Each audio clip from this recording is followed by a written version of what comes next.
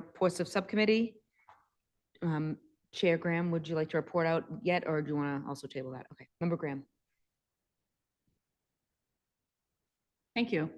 A couple of quick notes for everyone. We had our first strategic capital planning meeting around this capital plan specifically last week. We have another meeting scheduled for November 19th to finish the draft of the capital plan. After that, in December, we will have a committee of the whole scheduled. All of those meetings are Zoom only. And we, in December, will have a capital plan for this group to work through, ask questions about, and prioritize so that we can give direction to the district about any CPC funding we want to direct the district to apply for, to the mayor and the council about the immediate capital needs and the upcoming capital needs, et cetera. So we had a good productive discussion. It started with the input of the building principals across the district to identify some of those projects that were maybe not otherwise listed. So we've updated the list. There are a number of capital projects in process, so those are noted as well. And there's a huge number of upcoming capital needs, not the least of which is the HVAC project at McGlynn and Andrews. But all of that is being sort of packaged up as part of the policy that we passed last year. And we will be ready to share in a committee of the whole in December, so right on schedule with our timeline, so that does not interfere with our typical budgeting process. Whether that interferes with other supplemental appropriation budgets is sort of a one-time thing for us to consider maybe this year, but generally speaking, I think we're on a good track to not overlap the budget season. Great, thank you, Member Graham. We have our reports of superintendent. First up is Dr. Edward Vincent's updates and comments. Thank you. Good evening, everyone. Welcome to tonight's school committee meeting. Since we last spoke, our students have continued to shine and thrive in our Medford community, and I'm excited to share their recent accomplishments as well as upcoming events in the district. Thank you to all our students, staff, community members, and elected officials who joined us at the ribbon cutting ceremony for the new universally accessible playground at McGlynn Elementary. We couldn't have asked for a better day to celebrate the new space for our students and community members. Our health assisting CTE students and staff members have been busy supporting flu and COVID vaccine clinics held in our schools for all students and staff. These clinics are scheduled for Wednesdays at each of our schools through early November. Our National Art Honor Society members recently joined the grand opening of the city's new Clippership pop-up park. Students volunteered to paint the cement markers at the new outdoor play area alongside other community members. Their terrific artwork will further enhance the enjoyment of the new park. Switching over to athletics, all of our fall middle school sports teams captured Greater Boston League Conference Championships last week. Congratulations to our baseball team, our softball team, our middle boys and girls cross-country teams on fantastic seasons. I'd also like to highlight our boys high school golf team, who also earned a GBL championship since we last gathered. Well done to all of our student athletes. While we eagerly await seeing how the rest of the fall sports season plays out, it's not too early to think about our winter sports. Registration for our winter sports is now open and can be done at medfordathletics.com. The deadline to register for our winter sports is November 18th. As a reminder, all athletes must complete the online registration and provide an up-to-date physical within 13 months to the nurse's office before tryouts. Our schools, once again, will be busy this week outside of normal classroom instruction, with events happening to support the futures of our Mustang students. On Wednesday, October 23rd, Medford High School will host our College and Career Night.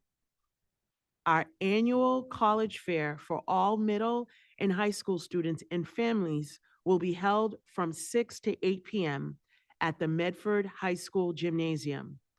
Over 75 colleges and programs will be in attendance, including four-year universities, community colleges, military programs, and others. Beginning at 5:30 on Wednesday, the same day, Medford High School will also be hosting a college information session for students with IEPs and 504 accommodation plans. Attendees will be able to hear from our special education team and college support experts about a variety of topics, including the college application process and the difference in services offered between high school and college. On Thursday, October 24th, grade 8 and transfer students and families are invited to attend the Medford High School open house from 6 to 7:30 p.m. Students can meet building teachers, administrators, and current students to learn what it's like to be a Medford High School Mustang. Attendees will also have opportunities to receive further information about our vocational programs, athletics, and extracurricular programs. We look forward to welcoming the future class of 2029. Lastly, I would like to wish our Medford community and all of those who celebrate an early happy Halloween or happy harvest festival time. Be on the lookout for safety reminders and other upcoming Halloween programming in this week's Friday memo. Tonight, we will have two reports from our administrative team. First, we will hear on the water testing recently conducted across all of our schools. And we have UMass Amherst representatives and DEP representatives that will be joining us this evening on Zoom. I will also be joined by Dr. Cushing for that presentation. Later, we will provide a report on our district-wide transportation busing. Dr. Cushing, Ms. Megan Fiddler-Carey, our Director of Family Community Engagement, and the representatives from Eastern Bus Company, our partner. We have Mr. Chuck Winitzer with us, Ms. Jessica Guadalupe, and his son, Mr. Winitzer. Is it David? David Winitzer. Thank you.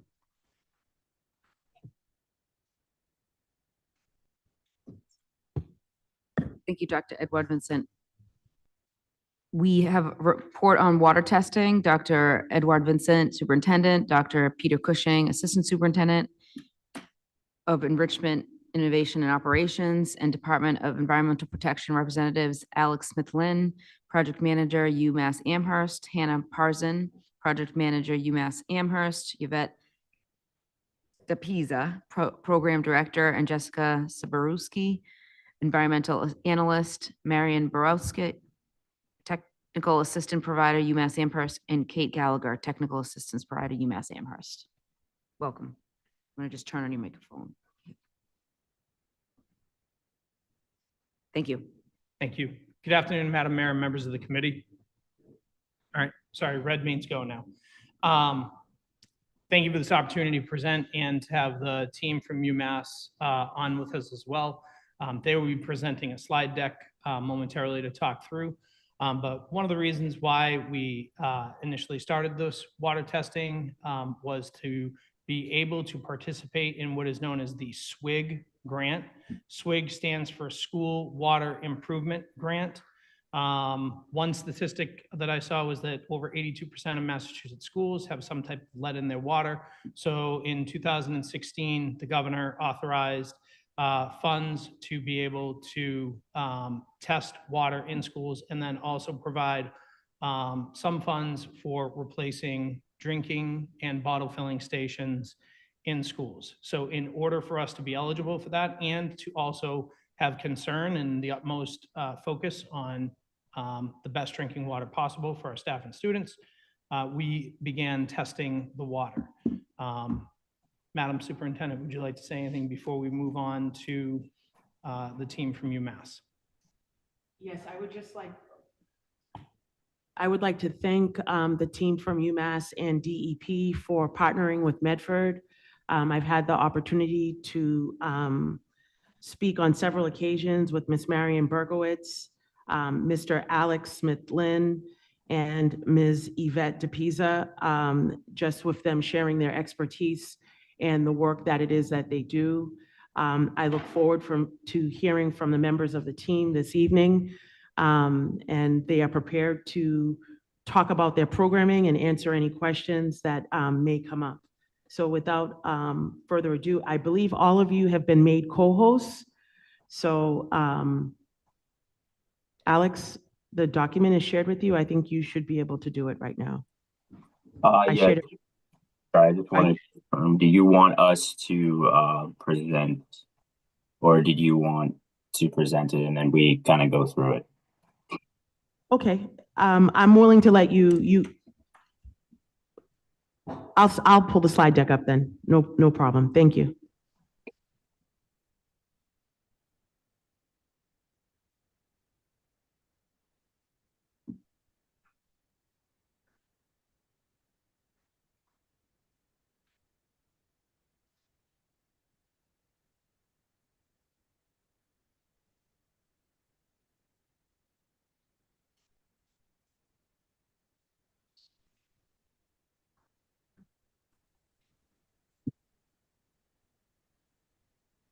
Okay, hi everyone. I'm Hannah Parson. I'm joined today in this presentation my colleague Alex Smith-Lynn. We are both program managers on the Mass DP UMass Amherst Water Smart program. We also have with us today Yvette DePisa, who's the director of the Mass DP Drinking Water Program, Jessica Sabirski, who is the lead and copper lead in the Mass DP Drinking Water Program, and two of our UMass technical assistance providers, Marion Berkowitz and Kate Gallagher. Next slide, please. So I'm going to start with just a brief overview of the sources and health effects of lead, just so that we're all on the same page to begin with. So lead, we know, is a dangerous and toxic metal. And although it's found in nature, most lead exposure comes from human activities and use. And we know that young children, infants, and pregnant women are the most vulnerable to the impacts of lead. Next slide, please. So we know that there is no safe level of lead for children, and that even low levels of lead can negatively impact a child's development. These impacts can include damage to the brain and nervous system, slowed growth and development, as well as learning and behavior problems and hearing and speech problems. And there are often no initial signs or symptoms of lead exposure, so unless you test for lead, you often do not know that it is present. Next slide, please.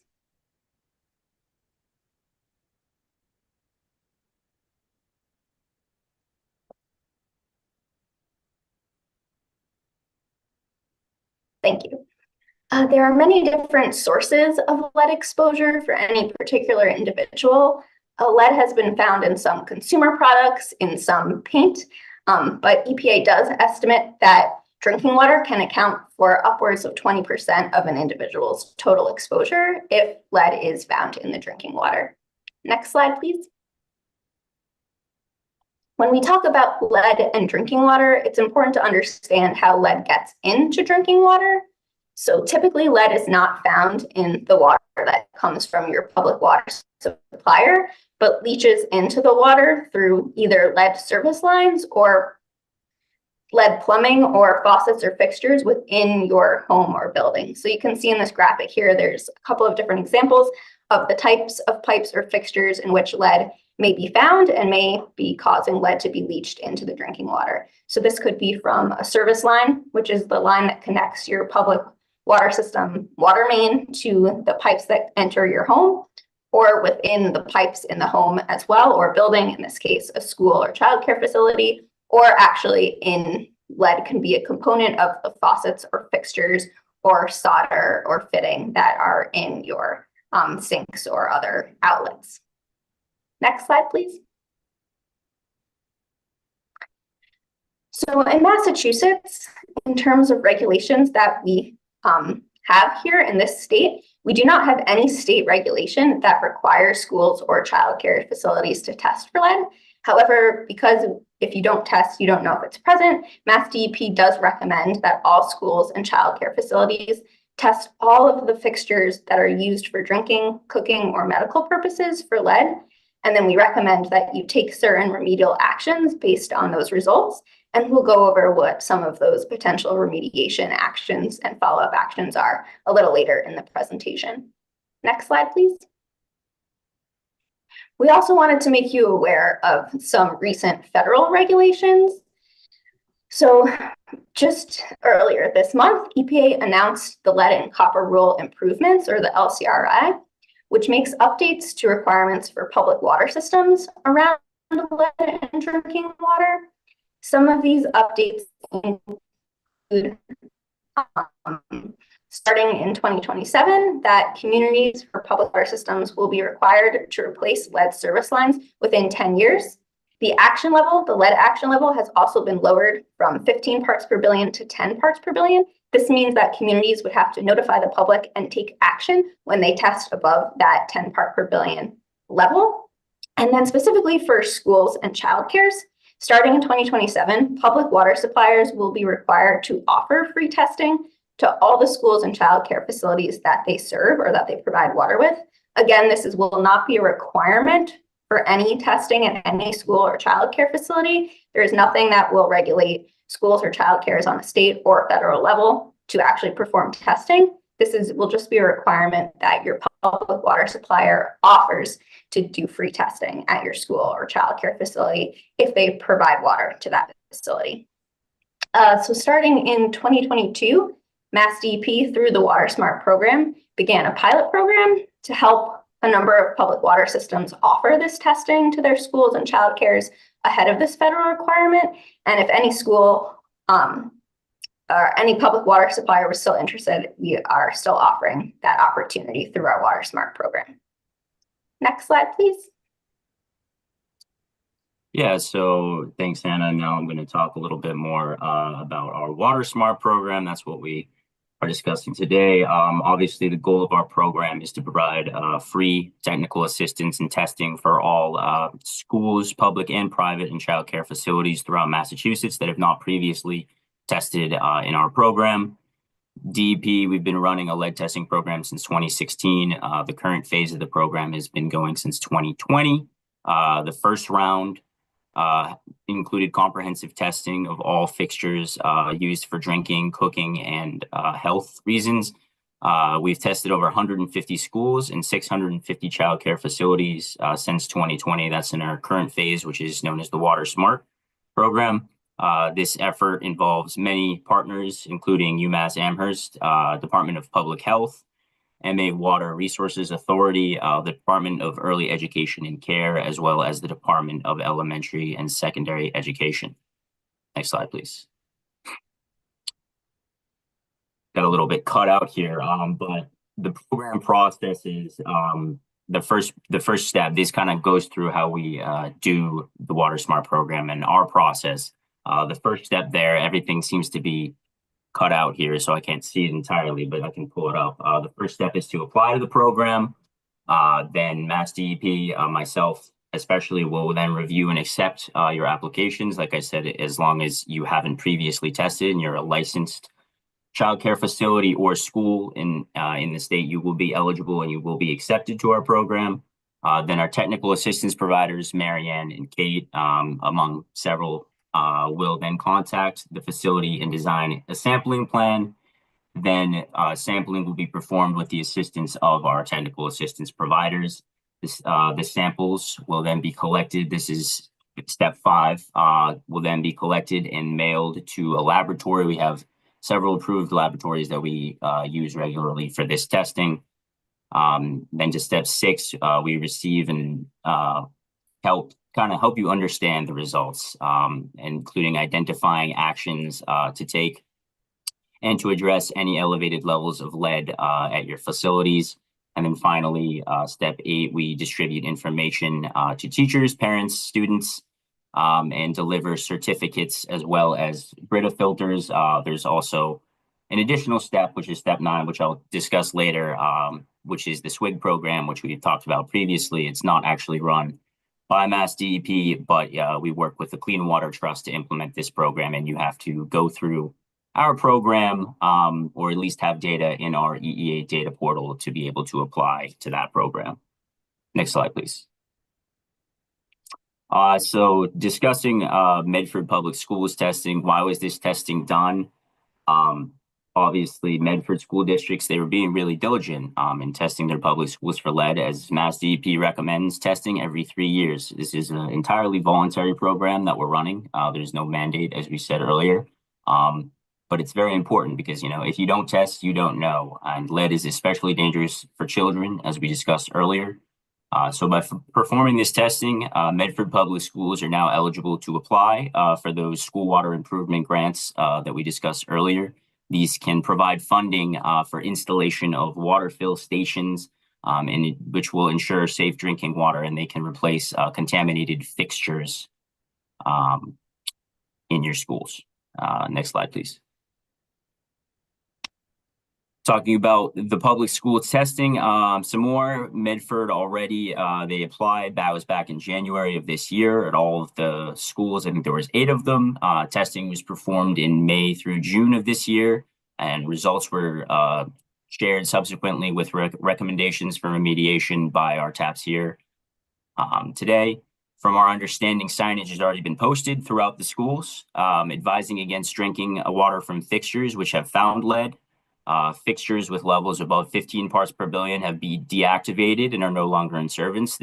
No longer in service because this is above our action level. And in addition, bottled water is being provided throughout some schools until long-term remediation can be implemented, which would be the SWIG program. Next slide, please. So here we have a little little table. It shows some of the Medford school results. These are all the different schools. As you see, there's samples that are below 1 part per billion, from 1 to 15 parts per billion, and then above the action level, which is 15 parts per billion at each school. It's very important to note that in this table here that when we did flushing samples, in a lot of cases, the water was below 1 part per billion. That means we ran the water for approximately 30 seconds and took a second sample at a lot of these locations and then sent those to the labs. And in a lot of cases, the lead was significantly decreased in that second sample. If you want to see these results more in depth and look, you can go onto our Energy and Environmental Affairs data portal. It's the EEA data portal. There's a link that we can provide, and all the results from our lead and copper testing throughout the state will be publicly available here. You can use a lot of search parameters and change it up and, see just elevated results or see all results from all schools and childcare facilities, whichever you so choose. Next slide, please. So this is kind of going over that previous chart table that I had. So lead levels over 15 parts per billion, that is the action level. We ask you to take them out of service immediately until the problem is addressed. And sampling shows that levels are no longer elevated now. And I was saying earlier that will change to 10 parts per billion in 2027. So this chart will still, or this graph here will still be the same, and you just have 10 parts per billion as opposed to 15. Lead levels between 1 and 15 parts per billion. We obviously always recommend long-term remediation is the most important thing, but you should still be taking steps to reduce lead exposure in the meantime. Depending on the levels, these can include daily flushing. As I was saying earlier, you can implement flushing programs, replacing fixtures and taps. Those are more long-term, installing a point-of-use filter device, or posting not for drinking or cooking signs, which I believe have already been done at Medford schools. And like I said, prioritizing long-term solutions at the locations with the highest level is always the most important thing. And then for levels 1 parts per billion and below, we say that you can continue using them. This includes no detections, which means there is no lead at all that's found, and they can be used as normal, but we still recommend resampling every 3 years. Next slide, please. For next steps, as we were discussing earlier, one of the main next step would be obviously to apply for SWIG. As I was discussing earlier, I believe that you guys have already done that in many of these schools. These water fill stations can replace any fixture that has found lead above 1 parts per billion. It does not have to be above 15 parts per billion to get these filters. Signage has already been posted as we were talking about, and flushing is always advisable to reduce lead that is built up in stagnant water. We also recommend that schools can set up a program to perform ongoing sampling, as our current program does not sample facilities more than once. That goes back to the application process. We only accept facilities that haven't been through our program previously. These instructions for setting up your own program will be provided to the Medford School District officials, and we actually have them in a later slide as well, so you can see that. And of course, we're always happy to continue assisting with remediation plans going forward in any way we can. Next slide, please. Yeah, and then talking more about SWIG. So schools that test and find lead are eligible to apply for school water improvement grants to purchase these filtered water bottle filling stations, as seen on the right here. Schools have to have results in our EEA data portal to be able to apply. I again linked it right here. You can take a look at all the data there if you want to. Grants may provide up to $3,000 per station to replace contaminated fixtures. To date, there's been over 500 grants that have been awarded to over 230 schools and child care facilities throughout the state. Family child care programs are currently excluded from these, and the program is overseen by another of our partners, the MA Clean Water Trust. Next slide, please. Yeah, and then here's more information. So all of this stuff, we have our program page right there. It's the mass.gov WaterSmart page. There's our application page. If you know anyone else who may be interested in applying for our program, childcare providers included. The EEA data portal, if you want to look at your results, feel free to use this link and contact us at lccatep@umass.edu or program director dwp@mass.gov if you have further questions about any of this stuff. Next slide, please. And then here's the additional resources I was discussing earlier for implementing your own lead sampling program. If you guys are interested, in continued testing, we do provide guidance through the Lead Contamination and Control Act program. There's a web page right here. We have everything from how to develop a sampling plan, a comprehensive guide of doing testing, list of certified labs, and different follow-up actions that you guys can take. So everything should be here, and it can help you guys with implementing your own LCCA program if you so choose. Next slide, please. And I think that is all. We have, if anyone has questions, we're happy to answer. We have, as Hannah was saying, we have Yvette, our program director here, and Jessica Sabersky, and both of our technical assistance providers, Marianne and Kate, if you have more technical questions about the sampling process. Thank you very much.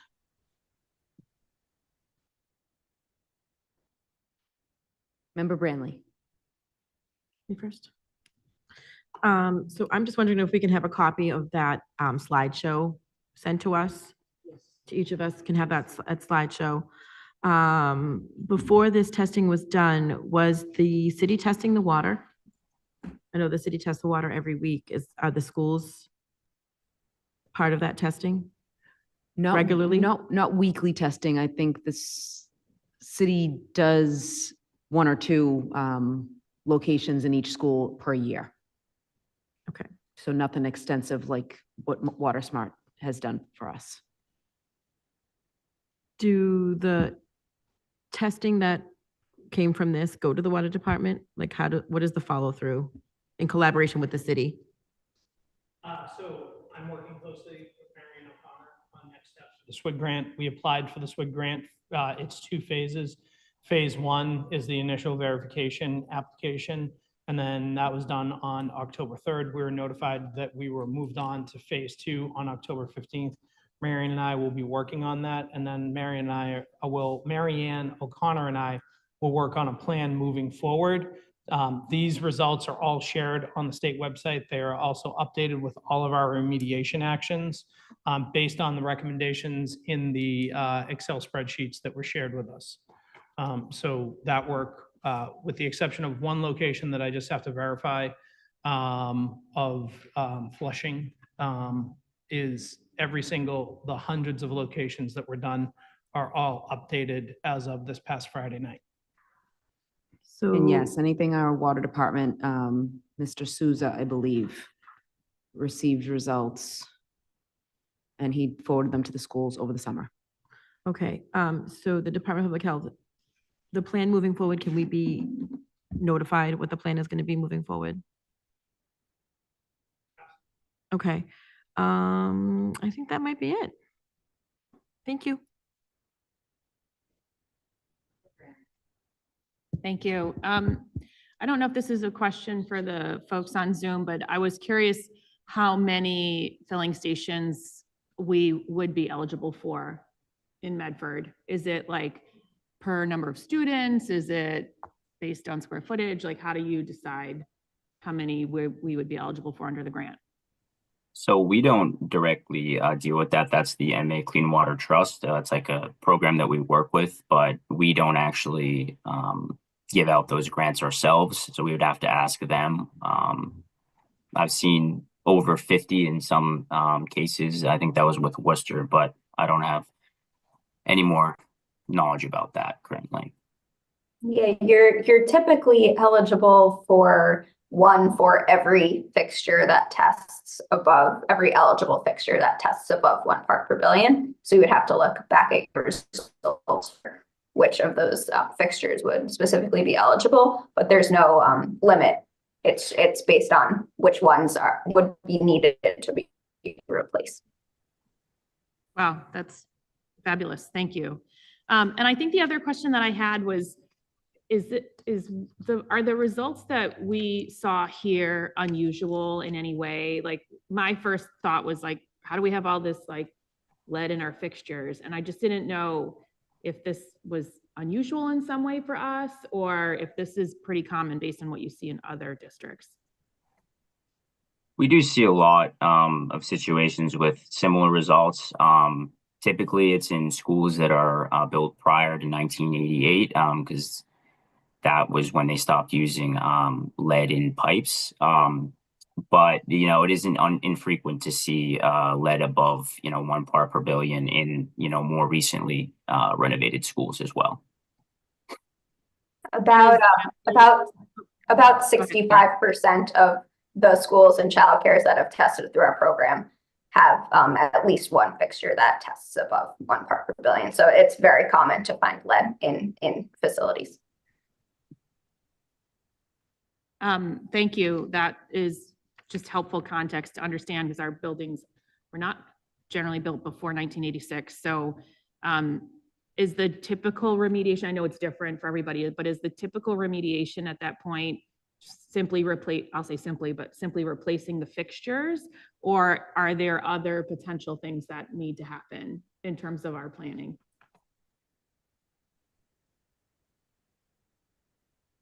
I think typically, yes.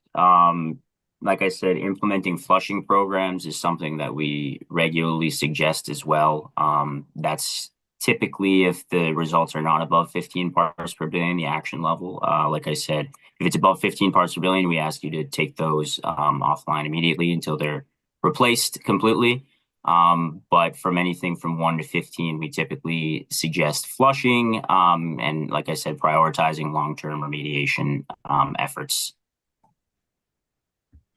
Thank you. And I will just note to the committee that we will put this faucet replacement remediation on the capital plan as well, just so we don't lose track of it. If I may, from the chair, I think the slide was, I think it was a third or fourth slide. It showed that you can have lead pipes outside the building. You can have the lead in the pipes throughout the building. It could be in the fixtures. I think there was 4 different ways that lead could be coming into these schools, and we don't know what the reason is.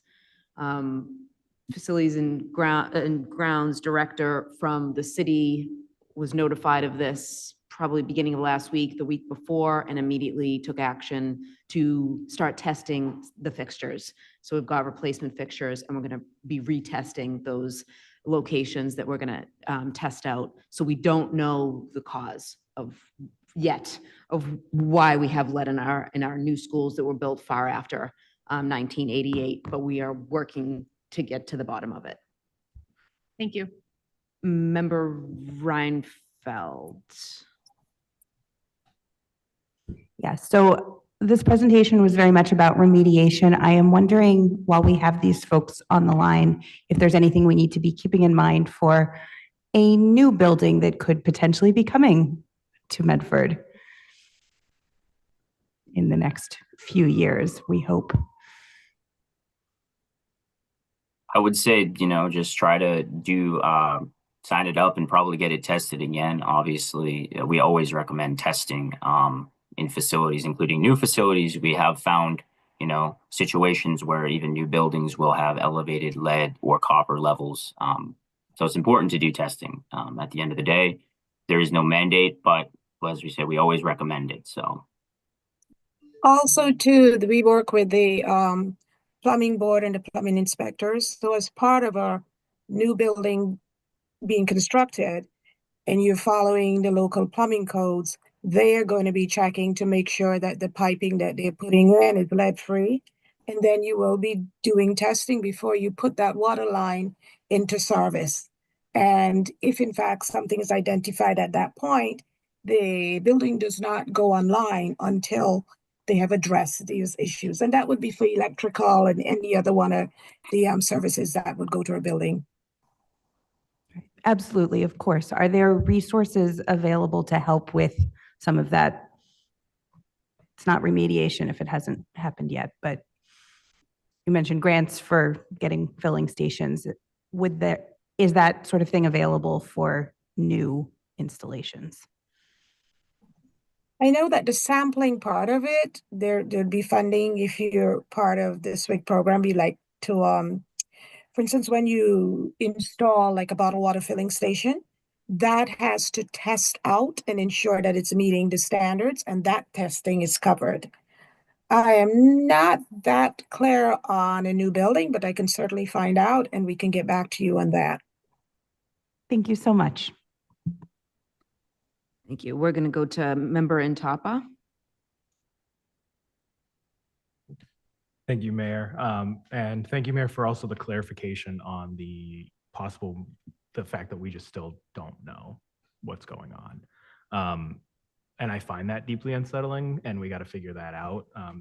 My questions with the data presented, do we know, it's listed here, the Medford High Complex is listed as one item line. Do we know the breakdown of faucets or fixtures, I guess is the better phrase, that are impacted in the high school versus the vocational buildings? Do we know the proportional difference between the two, if one was more impacted than the other?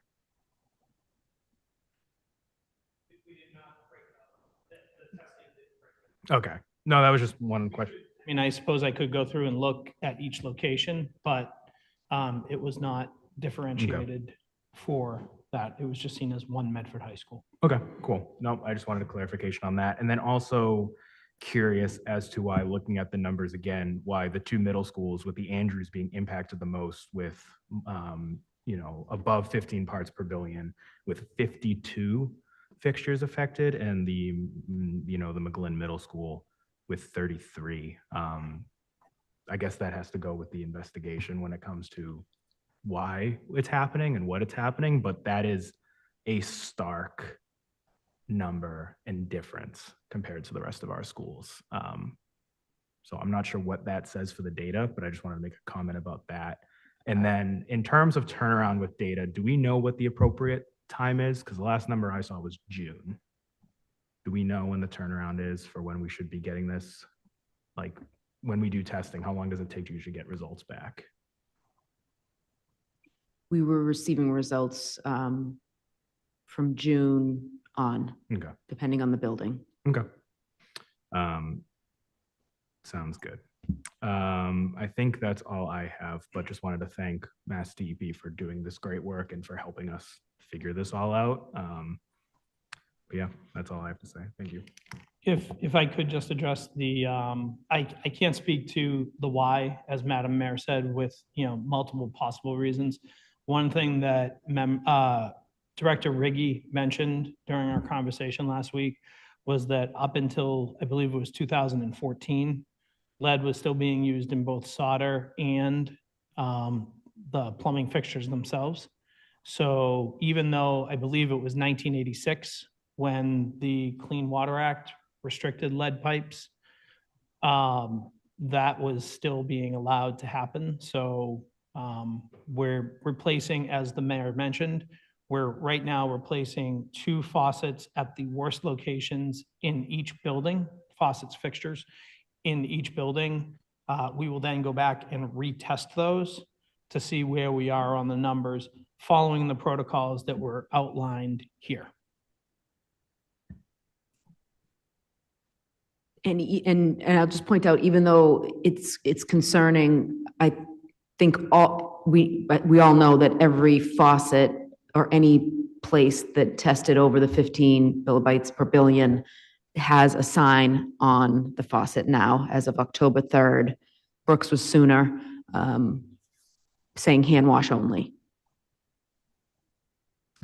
Member Rousseau. Thank you. Some of these fixtures, we were talking about 1 part per billion, 15 parts per billion. And, we have a sink at Medford High with 967 parts per billion. The thing is that all of the really bad stuff isn't at Medford High. The worst 2 are at Medford High, but 235 parts per billion at the Andrews, 180 at the McGlynn Middle. There are 176 fixtures over 15 parts per billion. And I'm obviously very interested in mitigation, but I really hope that how we are here and why we are here doesn't get any kind of sugarcoating. No sugarcoating. I don't care. This is not okay. 967 parts per billion. I bet DCF would take a kid out of a house. Seriously. That's what, I can't do that kind of math at this hour that quickly, but hundreds of times over the maximum amount before you have to shut down equipment. So I look forward to the results of the investigation. I look forward to all of the very graphic, detailed reports explaining what was snaked and looked at and where every fixture that does get replaced. I want those fixtures saved. We need to know where they came from, how they were purchased, how did we end up with them? If it was a fixture, obviously, if it's not a fixture, then we got to find the root cause. But I don't want it to just be, we replace the 376 fixtures. It costs $1 million or whatever it cost, and we throw them all in the dump. There needs to be answers. For the Medford High stuff, the answer is that's what it was when we built it.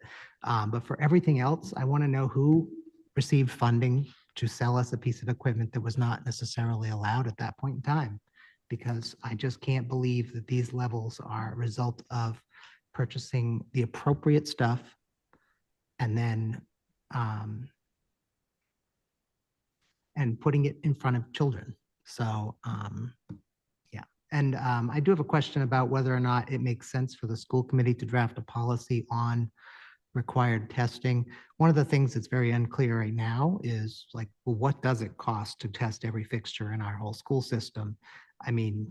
Is it $50,000 a year, or is it a vastly bigger number? And without that number, it feels like, in my gut, test everything every single year. But if you tell me it's going to cost $1 million a year, then my gut starts to feel a little less comfortable with that. So I understand that this testing we weren't paying for, correct? Yes, our was- program is entirely free, so. Grant. It was a grant. So, I mean, if we can get an estimate for what it would actually cost for us to do this on the regular, I would like to know that. Some of how much on the regular would depend very much on the investigation as to how we are here and why we are here. You know, if we find out that this certain fixtures were purchased and they had lead in them and we replaced them, then it makes sense that we don't have to test those fixtures regularly. But those schools are 24 years old. And I'm looking back at the data on the state's website. There are a few from 2016 or 2018, but pretty much nothing ever since. And I want to make sure we don't leave a future school committee, and certainly kids and staff to discover that they've been consuming this stuff for decades. So I don't know if I have a question, but those are my comments. Thank you. Thank you, Member Rousseau. Member Olapade. Thank you. So a question for both the DEP team or the assistant superintendent. Comments about flushing protocol. I understand that like every 3 years, like the LCR rule suggests that that's, and like the EPA suggesting every 3 year for testing. But if we go above the 15 parts per billion, it changes to a different protocol timeline. What does flushing actually mean? Like I keep hearing about, I want to understand better, like what that protocol actually looks like. What's the methodology that we use? Why is it that we do that compared to some other method of cleaning out the system? Yeah.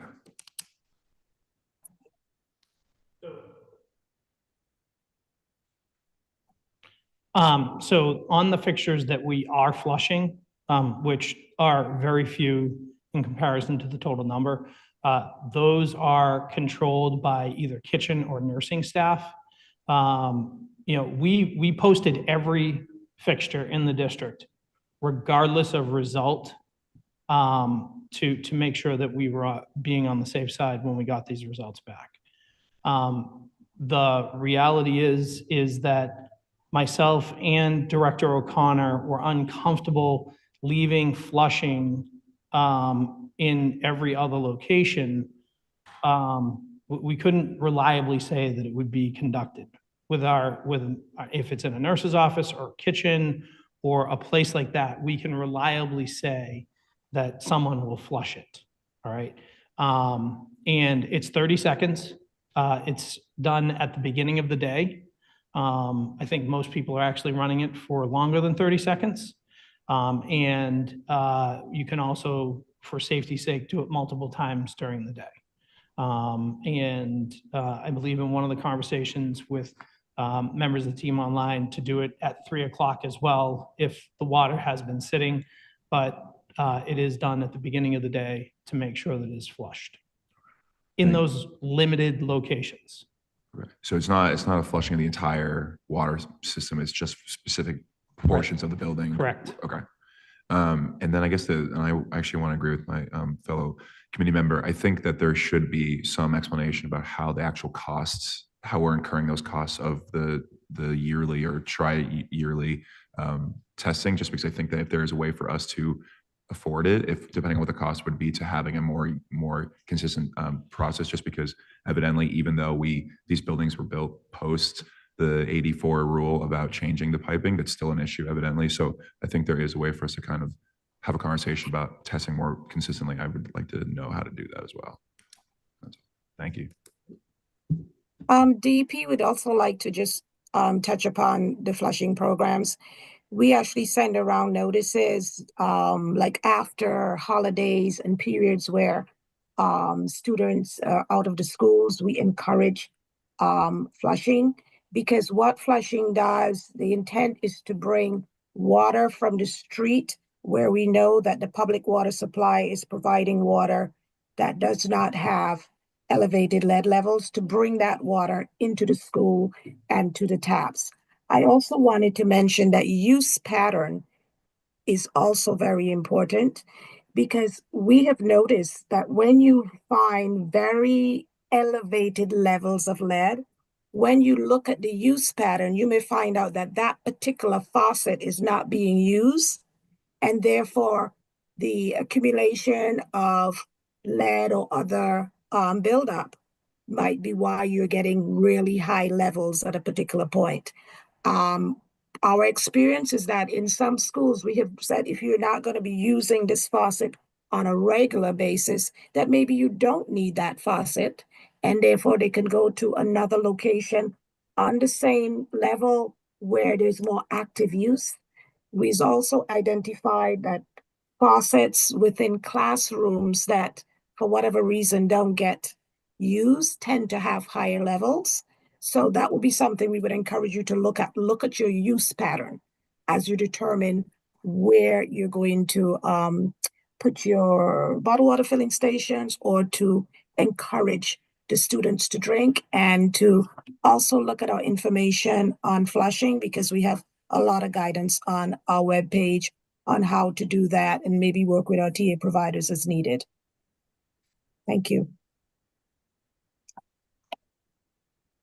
Thank you. Thank you, Dr. Cushing. Thank you, Dr. Edward Vincent. And thank you to everybody from DEP for being on the call to answer our questions. We appreciate it.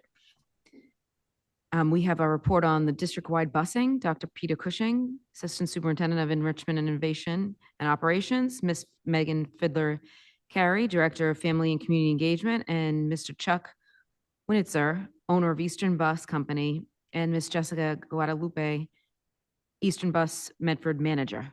Welcome, everybody. Thank you for being here. Turn it over to you, Dr. Cushing. Madam Mayor, I was just making Ms. Fidler-Carey a co-host as well. Thank you for this opportunity.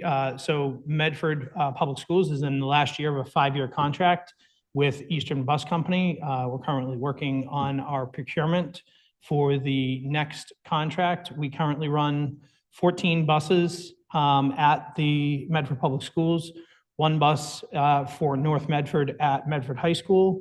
The rest of transportation there is reliant on MBTA transportation.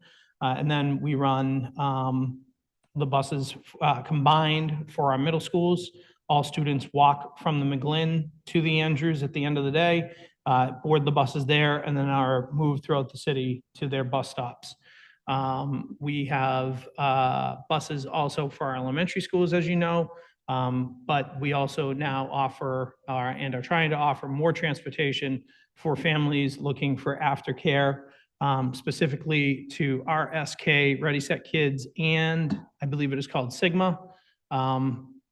At this time, Ms. Fidler-Carey, if you have anything else to add. That summed it up really well, that, our contractually, the state rules, as you've said, forgive me if I reiterate, state rules say that we are obligated to transport students who live more than 2 miles away from the schools. And we have an even more generous policy in Medford, where at the elementary level, we've got in our policy that we transport students who live more than 1 mile away from the schools. But knowing that after-school care is a concern and a need for our families, we are doing our best to also provide transportation in the afternoons to the private providers throughout the city. As there are getting more of them, that means more students to transport. So it's a challenge. There are numbers, but we're working on it and doing our best. And the after-school programs are terrific partners, and they're working really closely with us to try and perfect any logistics that change or that are challenging. And they're good partners. I just want to put that out there and thank them publicly right here, right now. I'll invite members of Eastern Bus to the podium, and I'll happily stand by. Thank you. Welcome.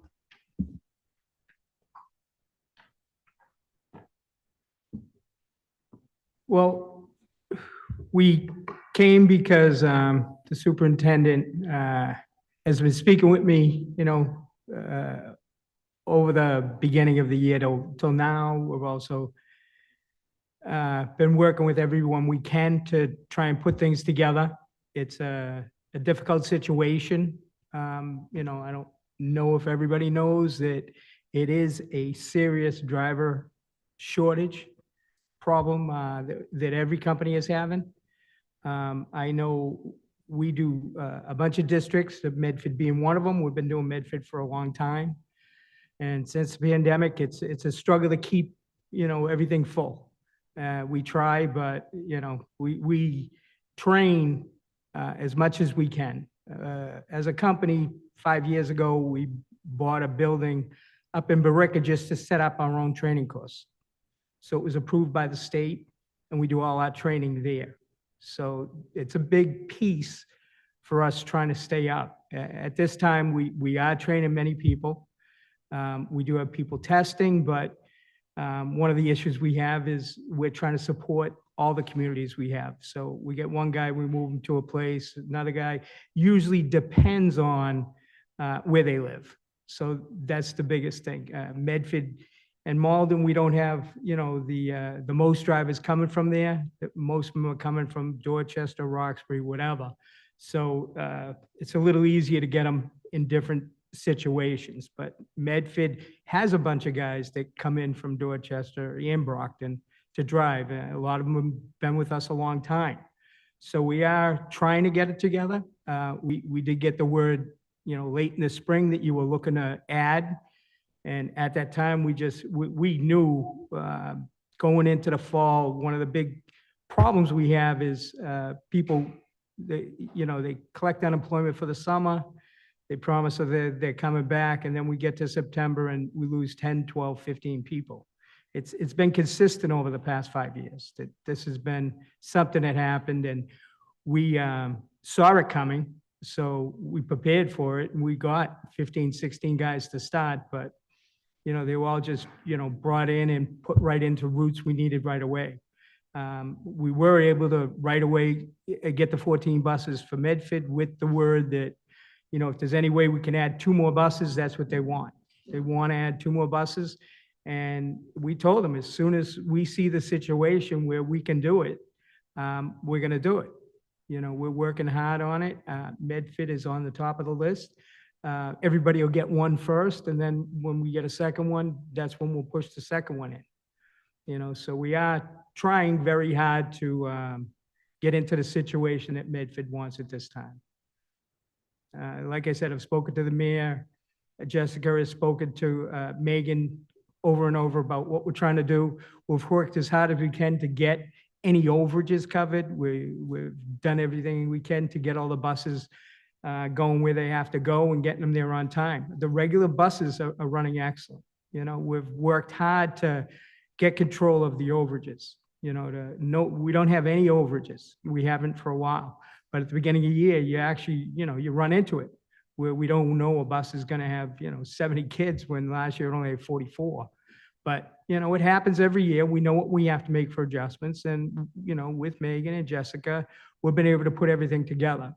I know the biggest thing you're looking for is the after-school program, you know, which, you know, what do we do? Do we cover a athletic or do we cover a late school? You know what I mean? It's not really a late school, but it's an after-school.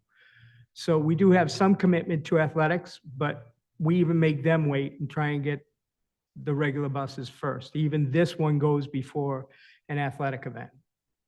You know, so we did reach out and say, whenever we have a spare person, we're going to put them over there and we're going to bring them back. And, you know, it's been working, you know, not every day, but it does work whenever we get a chance. We do send a bus over to Roberts, right? Brooks. We send it over to Brooks to get the kids to where they got to go earlier, you know, at 2:30, which is, I know that's what you're looking for. So we are working very hard on trying to get more drivers in. Like I said, we're training as quick as we can. It takes time. It's not, used to be that we could turn guys around in 3-4 weeks. Now it's a month, 2 months. It really is a whole different process than it was 5 years ago. The registry of motor vehicle does not work well with us. You know, they were doing pretty good, but you know, every driver for any reason flunks the first time. So it's always a second test because, you know, the registry is very difficult and tight with their regs. It doesn't matter what it is. It could be the smallest thing. And they call them on it. As soon as you make any mistake at all, the test ends and you start again. You have to go for another test and start again. It was brutal over the summer. We had a brutal time, and all of the bus companies, STAM being the major person that everybody works through. They have an organization for all the school bus companies in the state. Everybody filed a complaint because the registry just decided, a year ago, they weren't going to pass anybody. They didn't care what it was. You'd take 3-4 tests for us to get somebody passed, and everybody complained, and they did readjust it. And one of the big things you have is when they change a trooper and they change what they were doing, they're going to change a little bit, and that's when we run back into, and we just ran into that, the last couple of weeks. We had a couple of guys that didn't make it through, but we have a few tests coming up. We have tests coming up this month. We have tests coming up in November, because the other thing is we don't get, the choice. There's 50 companies all trying to get tests. So it's very hard to get the test. It takes a few weeks for us to get a test once we have the driver in a position for him to go to have a test. So once he has his hours and once we feel comfortable with him, we put him right in for a test. So like I said, as soon as we can turn it around, it's not a bus problem. It's nothing but a driver problem.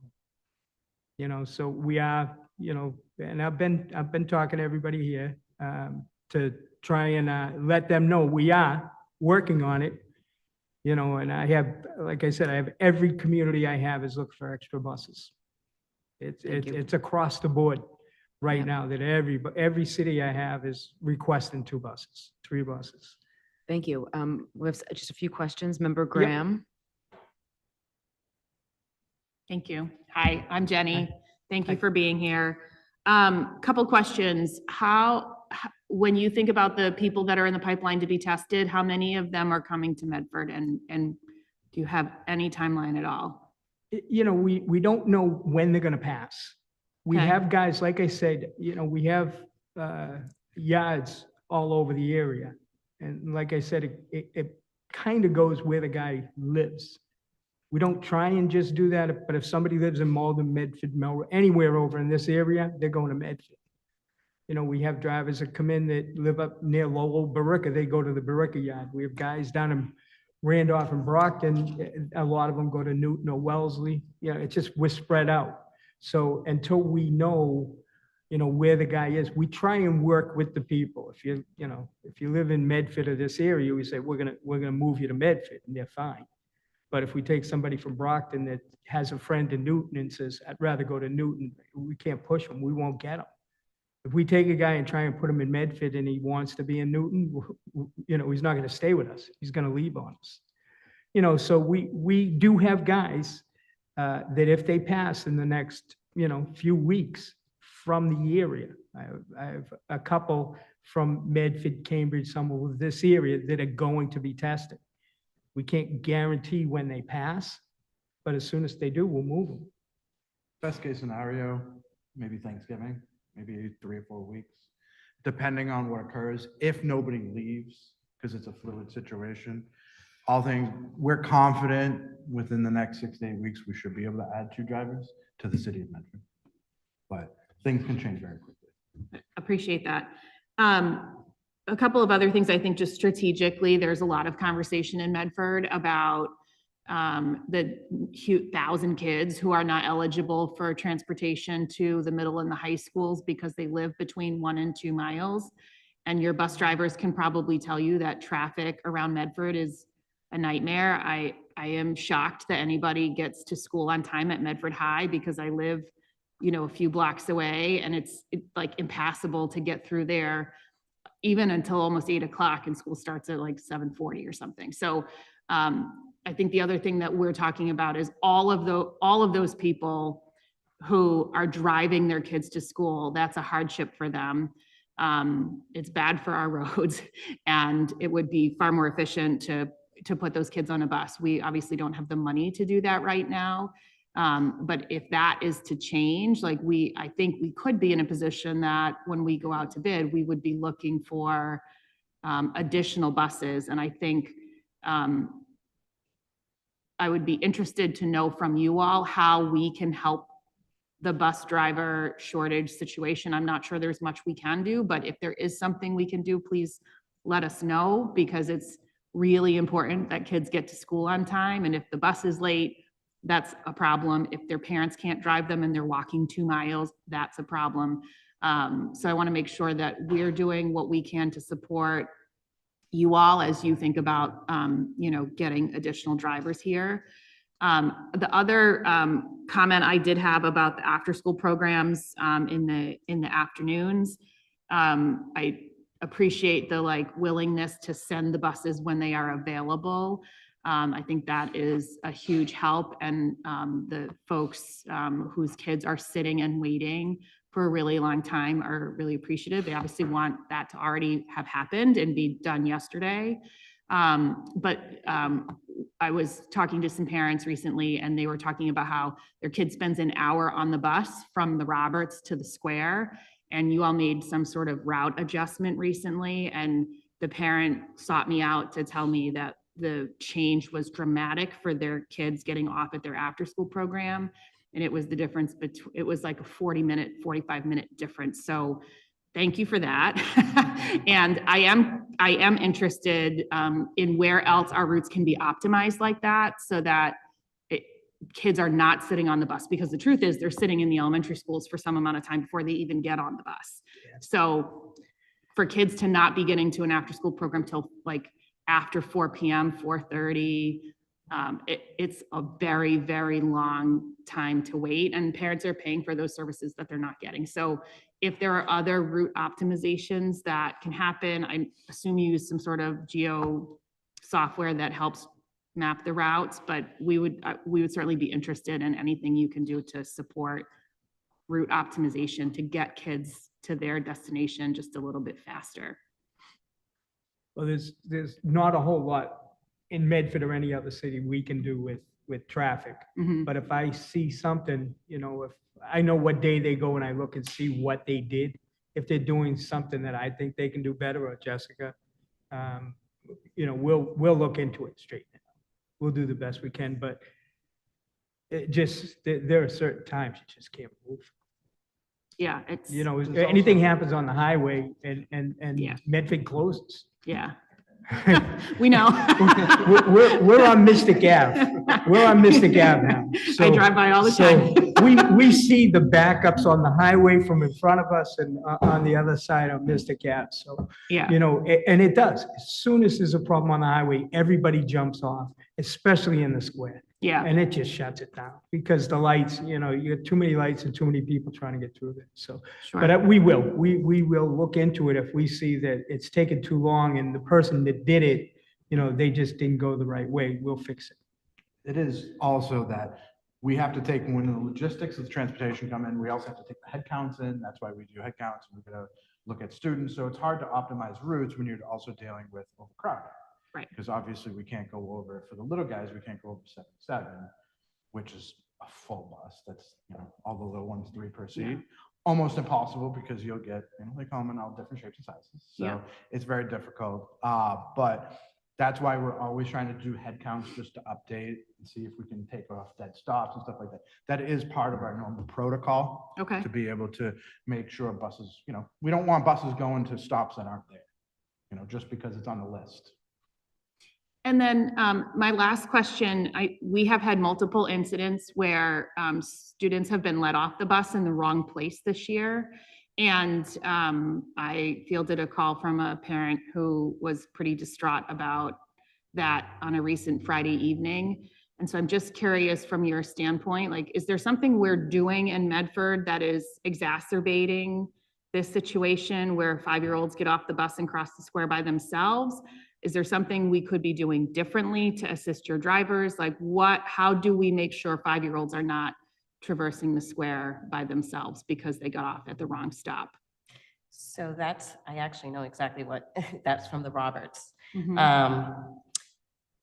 We pulled a video, we have camera inside and out, and I sent it over to Megan and Michael from the Roberts, and that wasn't the case. There was from the YMCA, there's a staff member that comes out, the child got out, went with the staff member, and then all of a sudden, staff member said, hey, this is the wrong child. It wasn't that, she just, unfortunately, these buses have 60 kids, and they're all screaming to have a tag, but it was at the YMCA when there's a staff member.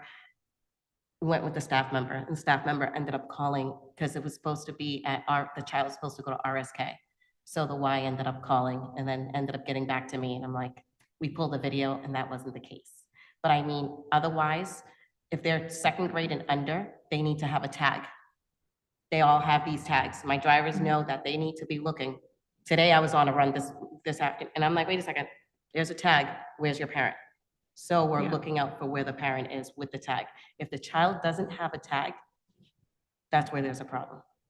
And so what can we do in Medford to make this easier on your drivers? Because I feel for them.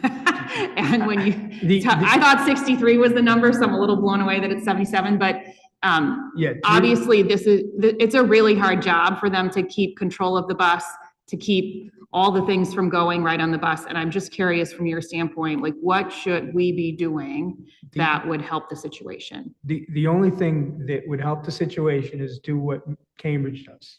They have monitors on every bus. And, you know, they're more responsible to controlling the kids and checking the kids. And the driver is more driving and not having, you know, to do all that looking back and everything else. But, you know, it's a huge number to try and do that. It's a big number. Does Cambridge pay for those Cambridge monitors? pays for the monitors. And they're Always. like Since Cambridge I've staff? been there 40 years, always have. Got it. Yeah, And I it's- especially PMs. The AMs, they don't care Oh, yeah. about, but the PMs is what they make sure we have for every bus. We probably did half and half before the pandemic, half in the morning, you know, 20 of them, and then 40 in the afternoon. Now we do 40 all day. But they always made sure it was afternoon monitors, because that's where all the work is. There's nothing in the morning, you know, really, other than making sure the kids are behaving. Not so much where the kids are or where they're getting off. They, you know, that's Right, there. they're all going to school. Yeah. So The the biggest afternoon thing is when we do it. Today, because that's obviously a big endeavor to try to do something like that. Today, it's making sure the staff members are putting the children on the correct bus. One, you'd be surprised at how often kids get on the wrong bus. And two, that the second grade and younger have tags. This has been an issue in the past. It's not just Medford, but I'd be lying if I said it hasn't happened here. So tags are very important in making sure kids are, because if the kid gets on the wrong bus, we're setting up the driver to fail right off the top. And as you said, it's not easy. So if we're rerouting to go back, that bus is even later. Right. I would say the last thing about that is that if there are new students that are getting on the bus, and it happens all the time, or going to a different bus, you know, for something, then they really should come out and tell the driver. They should let the driver know, give him a note, and say to him, you know, you have a new student, this is where they're going, you should keep them up front. It's, you don't know how well that works to do that.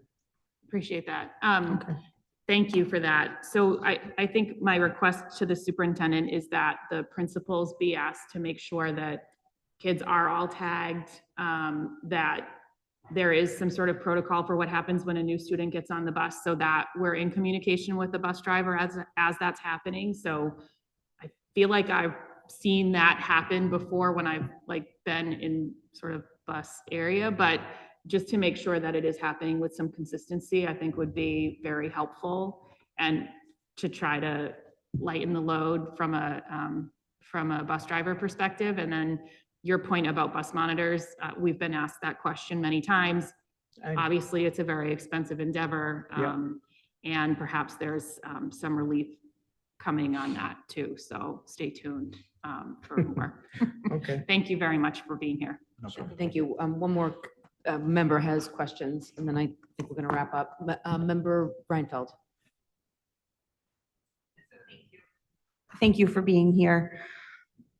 I just wanted to ask if you are thinking about expanding the pool of drivers, or what is the main impediment there? Is it salary? Is it the timing? Is it just a fixed thing? And the reason I'm asking is, as we look to plan for the next few years, what are some things that we maybe could expect in order to get the pool of people we needed? I think Member Graham's questions around how we can support the people who are already there are really key, but looking at expanding the pool, like once people are in as drivers, do they stay or are we losing people partway through the year? What can we do to make sure we have more people?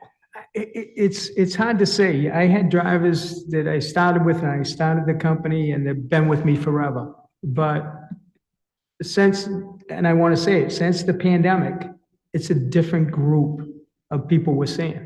We always lost a few, but now, it's just a whole different thing. Everybody got paid for nothing for 6-8 months.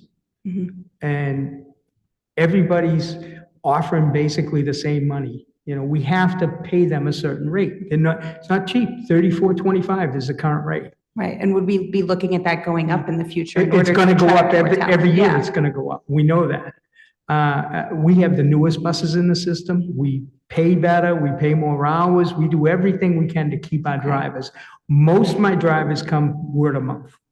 It's always friends. It's always family. It's always people they met. It doesn't matter what it is. Trying to keep them there, it's hard to say. It's very difficult to say. You never know what's going to happen. Like I say, right after the pandemic, I had a lot of older drivers. We lost, in the past 3 years, we probably lost 12 drivers that have passed away. And it's a big, it's a big number because a lot of these guys weren't old. They were between 55 and 60. We just lost another one last week. I'm sorry to hear that. Yeah, no, there's nothing we can do. This guy's been driving with us a few years and he came in just before the first of the year and said, I've been, they discovered I had, leukemia. Oh. 6 weeks, he was gone. Oh my gosh. But nothing you can do. I've had guys, 55-year-old guy have a heart attack, and he was gone. It just, there's nothing you can do to change any of that. We do whatever we can. We have a strong group of people. My company is by far better than any company in the state with drivers. NRT just alone, at Framingham, they're short 30 drivers. Burlington, they're short 5. Here, they're short tons of people. Everybody is. Everybody's struggling with it. And like I say, we bring them in. Hopefully, we can keep them. We do everything we can for them. They're not even going to Boston like they were. We used to, because of the benefits, everybody used to go to Boston. Once they got our license and worked a couple of years, they'd go to Boston. They're not doing that because the money's the same and the kids are tough. Okay, and then the hours, like if we shifted school days, that's not going to make a difference. No, I The don't think so. timing, I live right in Medford Square. We've I've been experienced the trying traffic. lots of different avenues. We Yeah. really developed this program, this training program, and it's increased every year as Chuck and I have seen the decrease in the workforce. That's our biggest issue. And not everyone wants to be a school bus driver, Right.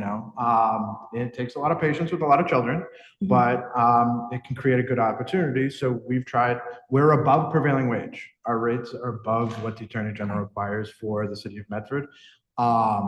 We've increased our benefits, but in the end, some of these drivers, they don't want to work over the summer. Some of them are not from this country. So some of them have family in other places. They like to go away for the summer.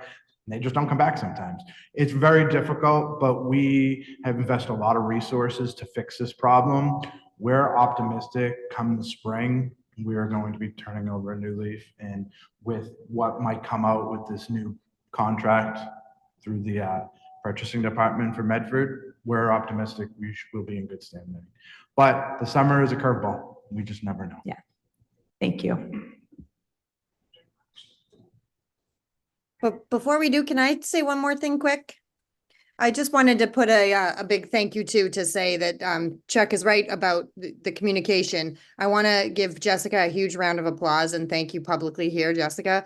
You've been terrific with communicating with me and with the schools as fast as you can. We've got everybody on like speed dial and speed text, and it's been wonderful from my perspective as far as getting us the information as fast as you can so that we can get it out to families as fast as we can.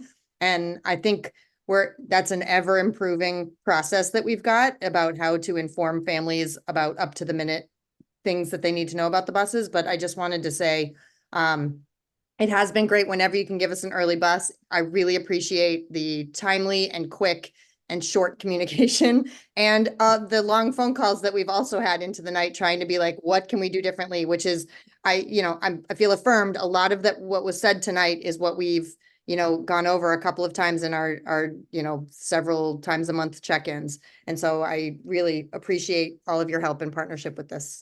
Thank you. Thank you. Thank you, Megan. Member Branley? So just a couple of points. Jessica, yes, I was gonna just say thank you for all that you do. In Somerville, I work side by side with the Somerville Special Education Transportation Department, and the transportation calls never end. And it's all year round. I mean, we have extended school year. That's another whole project in itself. Field trips, day to day, it never ends. Detours, road closures, unexpected things. A car accident changes a whole route for a bus. So I just want you to know that I do appreciate everything that you do. I obviously don't work hand in hand with you here in Medford. But just another point, with the kids getting on the buses, I worked in the kindergarten classroom for 6 years at the Brooks. Dismissal is chaos, especially in the kindergarten. 5-year-olds don't always know where they're going. They don't know what day it is all the time. It's great to say, give the bus driver a note. That's great. But on the day-to-day in the classroom, I just can see how that could just be nearly impossible at times. A child goes up to the bus at one time, 1 week with 2 aides and maybe a teacher. They get up to the gym and then you're off to your bus line. Those people change constantly. Different staff covered different weeks. So I don't know how to really make it as smooth as I would love to see it, or as you would love to see it, or the bus driver would love to see it. I give all the kudos to the bus drivers because I've been on plenty of field trips for my own children. I wouldn't be a bus driver. So a big, huge kudos to the bus drivers also, because they are really the ones on the ground doing all the work, day in and day out I think we all, anybody that has children know the chaos of having your own children in the car asking for something when you have 1 or 2 children that are asking a question, let alone 60 or 70 kids. That is beyond imagination to me. But I really think it's great that everybody has their tags. I was the one that put the tags on the kids in the kindergarten. It's a great system, but those tags fall off. You forget your backpack one day. A million things can happen. So I don't know how we really make this like the smoothest process, but obviously I know our staff would do anything, obviously to ensure that the kids are getting in the right place, and so are you. So a big, huge kudos to everybody that's working this constantly. So thank you. Yes, thank you so much for coming tonight and answering some of our questions and trying to train as many bus drivers as you can. So hopefully we can get another 1 or 2. We Continual work appreciate in it. progress. Yes, thank you very much. Thank you. Thank you, Ms. Fiddler-Carey as well, Dr. Cushing. We do not have any public presentations of the public. We have continued business 2024-34 offered by Member Rousseau. Second reading of policy ADC, tobacco products on school premises prohibited.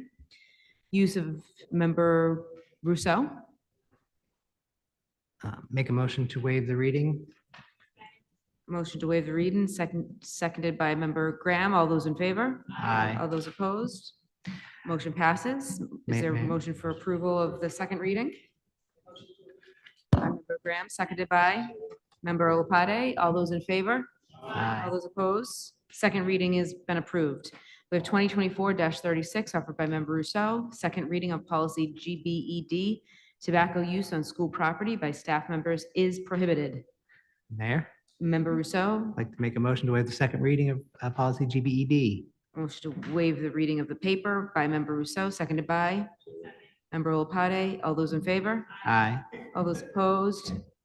And is there a motion to approve the second reading? By Member Reinfeld, seconded by Member Antapa. All those in favor? Aye. All those opposed? Second reading has been approved. We do not have any new business or reports requested. We have one condolence. The members of the Medford School Committee express their sincere condolences to the family of Edward C. Oganowski, father of Missatuck educator Stephanie Oganowski and retired Medford firefighter. We all may rise for a moment of silence.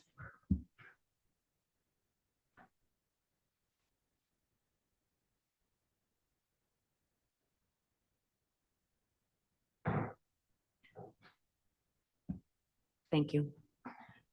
We have a meeting next Monday, the 28th. It is via Zoom, 5 p.m. It's a policy review meeting. And we also have a regular scheduled meeting. Our next one will be on November 4th, 2024, held remotely, only to accommodate the election process. So those are the two upcoming meetings. Is there a motion to adjourn?